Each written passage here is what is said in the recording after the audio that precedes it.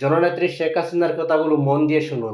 বাংলাদেশের সম্পদ বেচে ক্ষমতায় আসতে হবে, শেখ মুজিবের মেয়ে কখনো সেটা চায় না।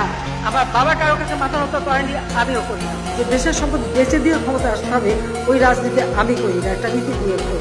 কে আমাদের ভিসা দেবে না, কে আমাদের স্যাংশন দেবে, ও নিয়ে মাথা ব্যথা করে কোনো লাভ নাই। 20 ঘন্টা প্লেনে জার্নি করে আটলান্টিক পার হয়ে ওই আমেরিকা না গেলে কিচ্ছু আসা যায় না। বাংলাদেশের সম্পদ মানুষের সম্পদ, শুধু ক্ষমতার লোভে তা আমি বিক্রি করে ক্ষমতা থাকবো, সে বাপের মেয়ে আমি না।